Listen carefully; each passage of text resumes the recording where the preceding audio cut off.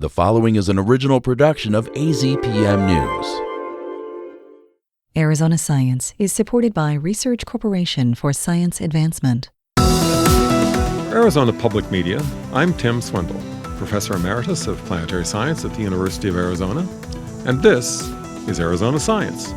Joining me today is Travis Barman, a professor of planetary science at the university and a member of the team for a small mission currently in orbit called SPARCS. Welcome, Travis. Thank you, Tim. Travis, first, could you explain what the acronym SPARCS actually is? SPARCS stands for the Star Planet Activity Research CubeSat. The star and planet system is something that you have to understand as a whole. The planet, of course, orbits a star, and the star has a tremendous influence on the planet, in particular its planetary atmosphere. And so people have recognized for a long time that stars and planets can interact. What kind of interactions are you looking for with SPARCS?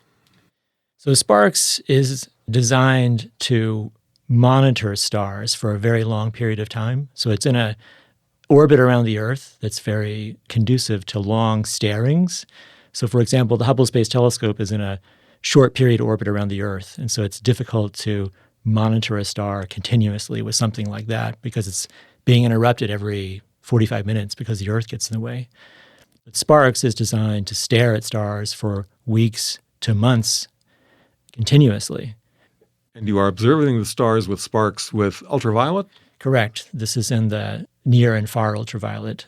Not that far out of the visible part of the spectrum, relatively speaking, but definitely just outside that. Why are you looking in the ultraviolet? One of the things that's been discovered in the last decade or so is that most of the stars that we see in the night sky and throughout the galaxy have planets around them, and in particular, planets at distances where you could have liquid water, for example, on the surface.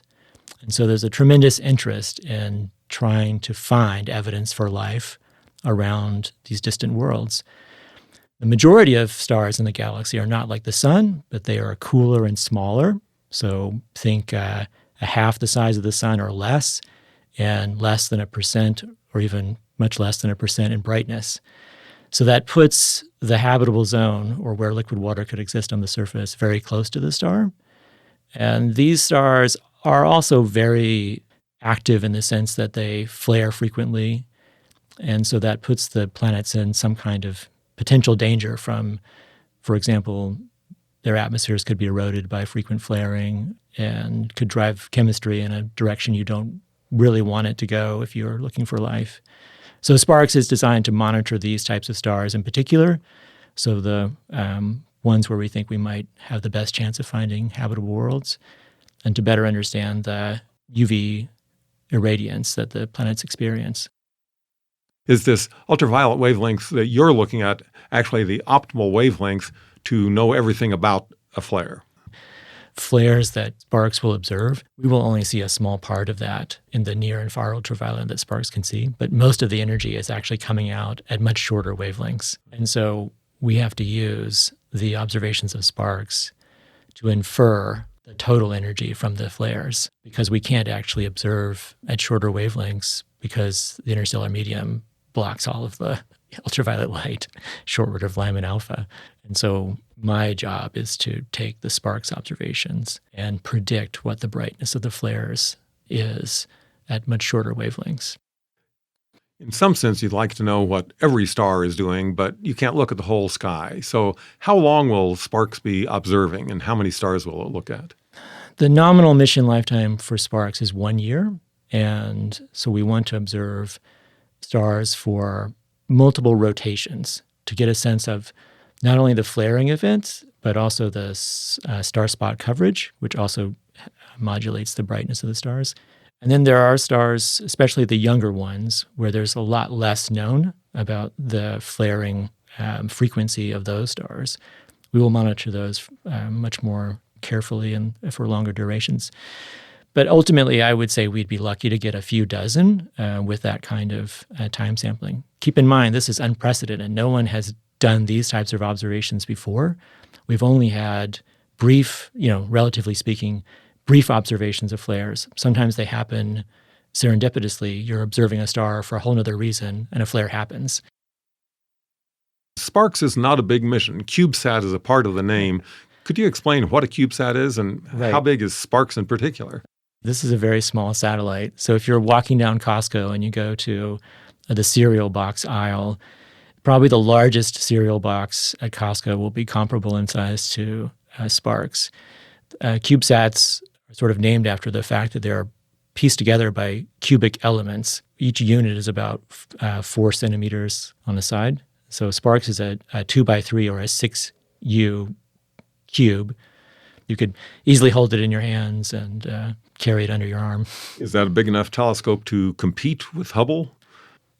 In some ways, yes. As I mentioned, the ability to monitor for long periods of time, that's something that Hubble just can't do because of the orbit that Hubble's in and just the time pressure. There's so much more science being done on Hubble. SPARCS has a single mission, which is to characterize the flaring and UV emission of planet host stars.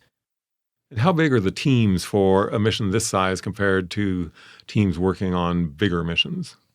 Well, for CubeSats, one of the nice things about CubeSats is there's a lot of opportunity for student involvement. So there are quite a few team members that come from the undergraduate and graduate and early postdoc.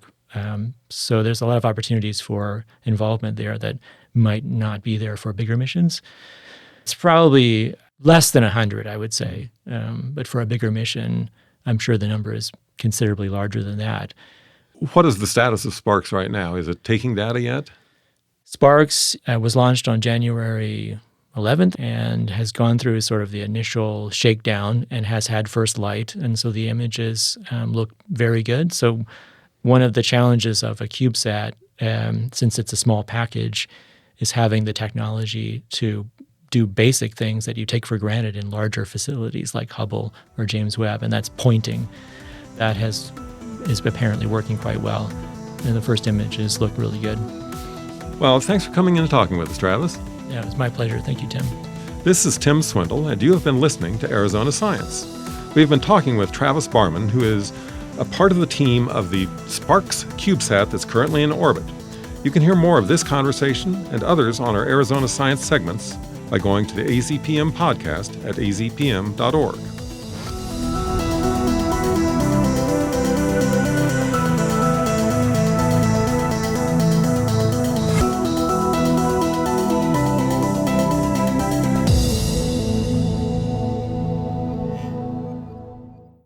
Thank you to Research Corporation for Science Advancement for their support of Arizona Science. This has been an original production of AZPM News.